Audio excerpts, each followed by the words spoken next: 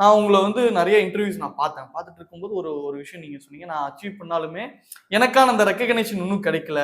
இன்னும் குடுக்க மாட்டேன்றாங்க அப்படின்னு. அதுக்கு பின்னாடி என்ன இருக்குன்னு தெரிஞ்சுக்கணும்னு ஆசையா இருந்தது. ஏன் என்ன?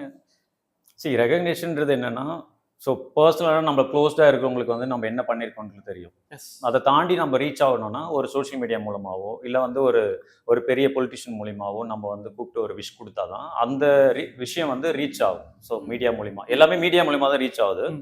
அட்லீஸ்ட் ஒரு பேப்பர்ல வர்றதோ, இல்ல வந்து ஒரு ஒரு கன்டென்ட்டா வந்து ஒரு Instagramல போஸ்ட் ஆகுறதோ, இல்ல நியூஸ்ல வருதோ, சம்திங் லைக் தட். அப்படி இருந்தா மட்டும் தான் வந்து யார் அச்சீவ் பண்ணாலுமே அந்த விஷயம் வந்து ரீச் அவுட் ஆகும்.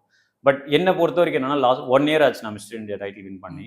ஸோ 1 இயர்ல வந்து நானே தான் அப்ரோச் பண்ணி எல்லா இடத்துலயும் வந்து என்ன வந்து எஸ்டாப்ளிஷ் பண்ண ட்ரை பண்ணிட்டு இருக்கேன். பண்ணிட்டும் இருக்கேன். Still now.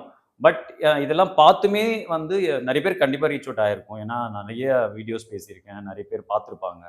ஸோ அப்படி பார்க்கும்போது அவங்களே வந்து கூப்பிட்டு இது மாரி என்ன பண்ணியிருக்கீங்க? ஸோ என்ன எதனால நீங்க வந்து அச்சீவ் பண்ணியிருக்கீங்க? ஏன் இந்த மாரி ஒரு விஷயங்கள்லாம் வந்து நீங்க வந்து இன்னும் மேல பண்ணக்கூடாது? அந்த மாரி ஒரு மோட்டிவேஷனா சொல்றதுக்கோ யாருமே கிடையாது. பிகாஸ் இப்ப என்னன்னா, பொலிட்டிக்கல்ன்றத தாண்டி எல்லா விஷயத்துலயுமே ஒரு காம்படிட்டிவ் வந்துருச்சு. உண்மை, உண்மை. ஓகே. ஸோ பொலிட்டிக்கல்ல மட்டும் தான் இப்போ வந்து என்னன்னா, அவர் வின் பண்ணணும், இவர் வின் பண்ணணும், அவங்க வின் பண்ணணும்.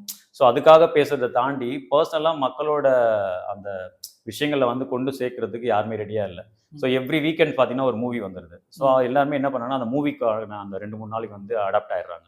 திரும்ப அடுத்து மண்டேலேருந்து ஸ்டார்ட் பண்ணும்போது, அடுத்த விஷயங்கள் ஏதாவது நியூவா வருது. ஸோ அந்த 4, 5 நாள்ல தான் வந்து நம்ம பண்ற விஷயங்கள் வந்து எஸ்டாப்ளிஷ் பண்ண முடியும். ம், ம். ஸோ ஜெனரலாவே. அந்த 4, 5 நாள்லயும் பார்த்தீங்கன்னா, ஏதாவது பிரச்சனைகள் நாட்ல. ஸோ இங்க வந்து இந்த கொலை, இங்க வந்து வேற ஏதாவது கட்சி மீட்டிங். ஸோ இதுல வந்து ஃபுல்லாவே போயிடுது. ஸோ இதெல்லாம் தாண்டி நம்ம வந்து ஒரு சோசியல் மீடியால வர்றதோ, இல்ல வந்து ஒரு அ ஒரு மூவி சேனல்ல வந்து டெலிகாஸ்ட் ஆவறதோ, ஸோ இது வந்து ரொம்ப ஒரு கஷ்டமான விஷயமா இருக்கு இப்போ ரீசென்ட் டைம்ல. ஸோ உங்கள மாரி யூடியூப் சேனல்ஸ் பண்றவங்க தான் வந்து எங்கள வந்து கொஞ்சம் எஸ்டாப்ளிஷ் பண்ணிட்டு இருக்காங்க ரைட் நவ். கண்டிப்பா. அதுக்காக உங்களுக்கெல்லாம் ரொம்ப தேங்க்ஸ். அதெல்லாம் ஒண்ணும் இல்ல பிரதர்.